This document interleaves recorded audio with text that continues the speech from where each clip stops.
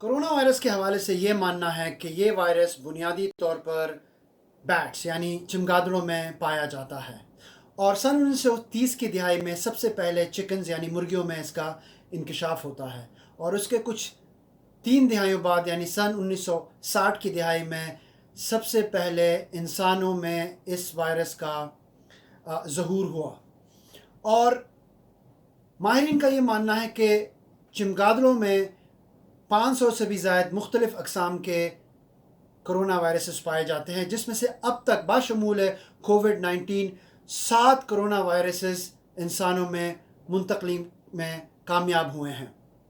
تو آئیے اس ویڈیو میں ہم ان 7 کرونا وائرسز کا مطالعہ کرتے ہیں، اور کب ہوئے، یہ کیسے ہوئے، اور کس طرح سے ان پہ قابو پایا گیا، اس کے بارے میں ہم جانتے ہیں۔ تو جڑے رہیے۔ تو آپ کی توجہ میں مبذول کرانا چاہ رہا ہوں ان 7 کرونا وائرسز کی جانب۔ تو یہ ہیں وہ 7 کرونا وائرسز، اور اس کے سامنے جن سالوں میں ان کا انکشاف ہوا تھا وہ درج ہیں۔ اور ایک چیز آپ نوٹ کریں گے کہ ان ناموں میں الفا نیومیریکل سٹائل کے یہ نام ہیں، یعنی یہ حرفی اور عددی سٹائل میں ان کا طریقہ کار سے ان کو نام دیے گئے ہیں، اور کچھ نام ایکرونمز ہیں یعنی مخفف ہیں۔ مثال کے طور پر سارز مخفف ہے سیویئر ایکیوٹ ریسپیریٹری سنڈروم کا، اور کووڈ-19 کی ہی مثال لے لیں، وہ ہے مخفف کرونا وائرس ڈیزیز 2019 کا۔ یہ آپ نوٹ کریں گے کہ یہ ایک کرونالوجیکل آرڈر میں ہے، یعنی یہ زمانے اور تاریخی اعتبار سے ان کی ترتیب کے حساب سے یہ یہاں پہ درج ہوئے ہیں۔ اور ایک اور چیز آپ نوٹ کریں گے کہ 1960 کی دہائی میں 2 کرونا وائرسز دریافت ہوئے تھے، یعنی پچھلی صدی میں، اور اس کے بعد باقی جو 5 ہیں وہ دوسری صدی میں، جس صدی میں ہم ابھی ہیں اس وقت یہ دریافت ہوئے تھے، پچھلے 20 سالوں کے اندر۔ اور اب میں ان کو 2 حصوں میں ان کو میں تقسیم کرتا ہوں۔ پہلے حصے میں 4 کرونا وائرسز اور دوسرے حصے میں 3۔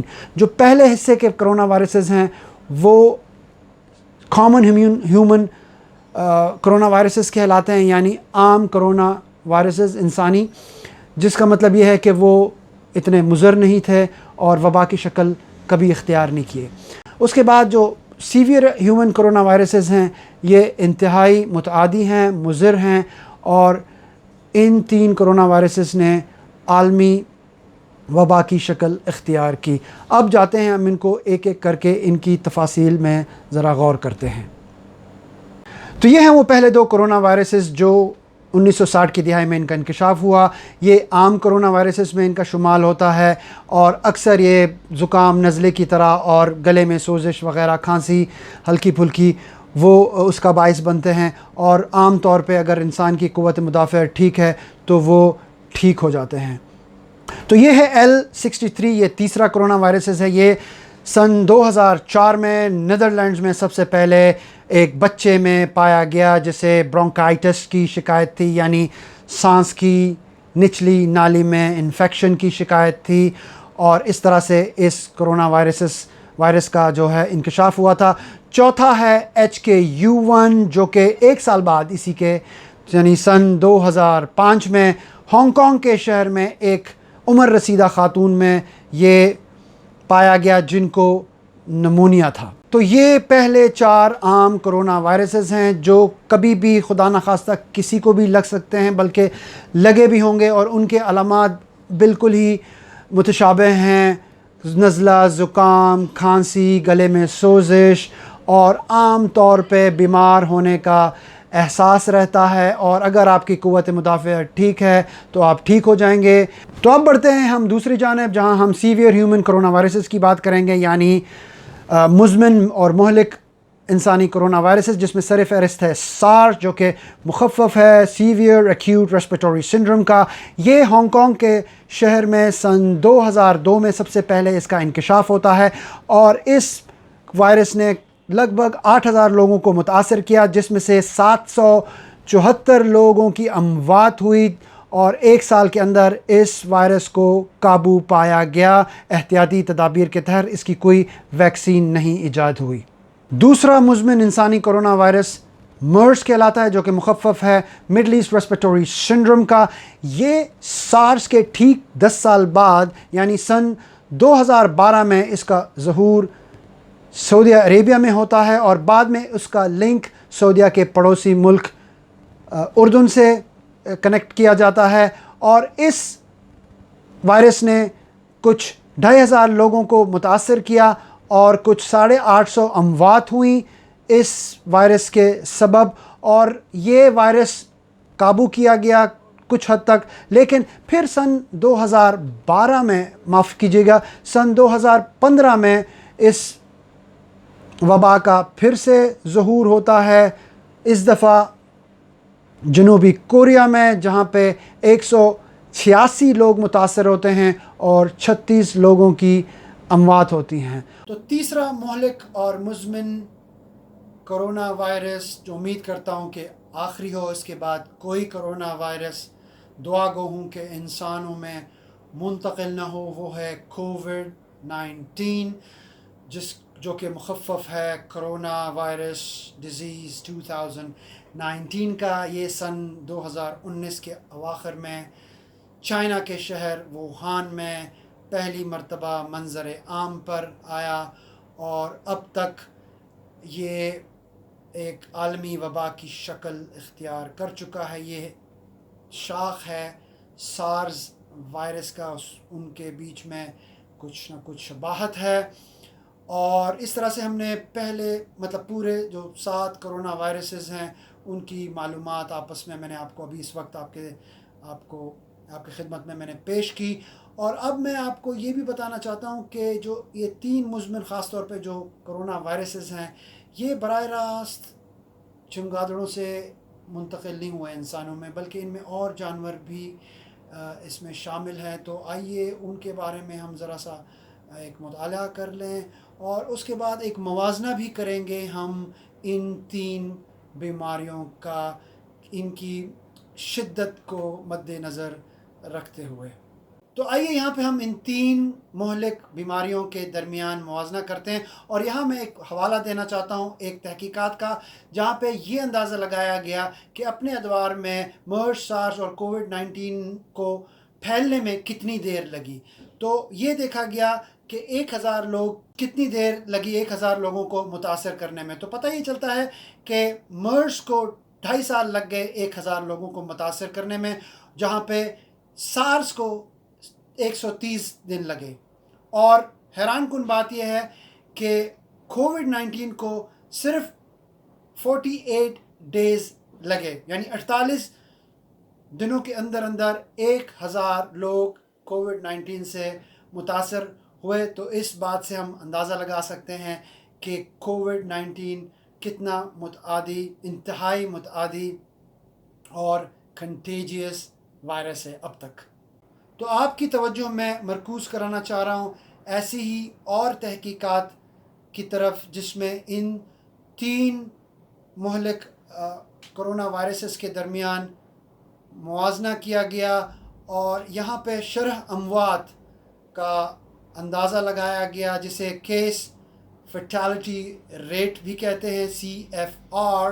اور جس طرح سے میں نے ذکر کیا تھا، مرس میں متاثر لوگ 2500 تھے، اور اس کے مقابلے میں جو اموات کی نسبت تھی وہ 850 تھی.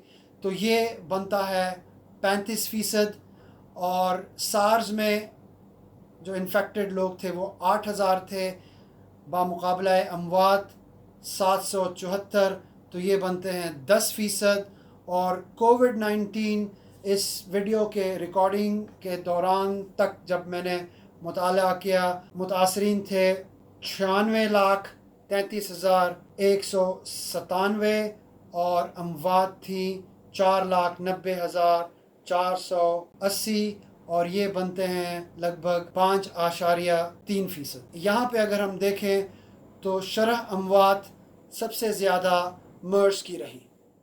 تو آخر میں مختصراً اور ایک معلومات آپ کی خدمت میں پیش کروں، وہ یہ ہے کہ ہم نے مانا کہ کرونا وائرس بنیادی طور پر چمگادڑوں میں پائے گئے، لیکن ان کی تنقلی انسانوں میں براہ راست نہیں ہوئی. وہاں پہ اور جانوروں کا بھی کردار رہا ہے۔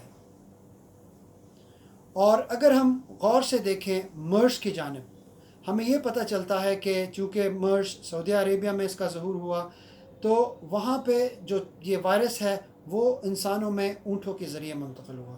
تو وہاں کی جغرافیہ کو اگر ہم مد نظر رکھ کے اس بات کو سمجھنے کی کوشش کریں تو ہم یہ تسلیم کریں گے کہ چمگادڑوں سے اونٹوں میں اور اونٹوں سے انسانوں میں یہ وائرس منتقل ہو سکتا۔ تو اگر ہم سارس کی طرف دیکھیں تو ہمیں یہ پتہ چلتا ہے کہ ایک جانور ہے جسے سیوٹ کہتے ہیں، اس سے یہ انسانوں میں منتقل ہوا ہے۔ اور سیوٹ ایک بلی سے شباہت رکھنے والا جانور ہے۔ یہ بنیادی طور پہ جنگلات میں رہتا ہے۔ یہ آپ کو مشرقی ایشین ممالک کے جنگلات میں ملے گا، اور اس کی اور ایک نسل ہے جو افریقن جنگلات میں رہتے ہیں۔ جو افریقہ میں رہتے ہیں وہ کارنیوور ہیں، وہ گوشت خور ہیں، لیکن جو مشرقی ایشین ممالک میں پائے جاتے ہیں وہ اکثر فروٹس، بیری خاص طور پہ کھاتے ہیں، جس کی وجہ سے ان کی گوشت میں ایک پھلدار ذائقہ ہوتا ہے۔ تو وہ چائنا میں ایک مرغوب اور ایک خاص پکوان کے طور پر اسے استعمال کیا جاتا ہے۔ تو اس جانور کو زندہ رکھا جاتا ہے۔ جب اس کا آرڈر پلیس ہوتا تھا اسے پھر ذبح کرتے تھے، اور اس طرح سے یہ وائرس سارس کی شکل میں انسانوں میں منتقل ہوا، یہ ہے ماہرین کا کہنا۔ اور یہ جانور جس طرح سے میں نے کہا، یہ اس کو اتنا استعمال کیا گیا کہ یہ معدومیت کے دہانے پر یہ اس کو قرار دیا گیا، اور اس پہ پھر پابندیاں لگائی گئیں۔ تو اسی طرح سے کووڈ-19 کے بارے میں یہی کہا جاتا ہے کہ پینگلین نامی ایک جانور جو چونٹی خور ہے، اینٹ ایٹر جسے کہتے ہیں، اسکیلی اینٹ ایٹر، اس کے جلد پہ چھلکے لگے ہوئے ہیں، اور اس کے چھلکے بھی ادویات کے طور پہ چائنا میں استعمال کرتے ہیں۔ اس کے گوشت کو بھی بڑے شوق سے کھایا جاتا ہے، اور یہ جانور بھی معدومیت کے خطرے سے دوچار ہے، اس کی نسل۔ اور اعداد و شمار کی طرف اگر دیکھیں تو کہتے ہیں کہ سال 2019 میں کے شروعات میں کچھ 9 ٹن پینگلینز سیز کیے گئے تھے چائنا میں، جو کہ اگر مقدار میں دیکھیں تو 14,000 پینگلینز ذبح ہوئے تھے۔ اور اسی طرح سے ایک مہینے بعد 33 ٹن پینگلین کا گوشت جو ہے وہ ملیشیا میں پایا گیا، اور اپریل 2019 میں 14 ٹن پھر سے یہ جو چھلکے ہیں جلد کے وہ سنگاپور میں پائے گئے تھے۔ اور اسی طرح سے کہا جاتا ہے کہ ایک اعداد و شمار کے حساب سے کہا جاتا ہے، ایک رپورٹ میں آیا ہے کہ سن 2007 سے 2016 تک 90,000 پینگولینز کا ذبح ہوا ہے، سمگل ہوا ہے چائنا میں۔ تو یہ ایک مایوس کن اور چونکا دینے والی معلومات ہے۔ امید کرتا ہوں کہ اس وبا کے بعد ان چیزوں پر سختی سے ممانعت کی جائے، اور اس طرح سے میں اپنے اس ویڈیو کے اختتام پر پہنچ گیا ہوں۔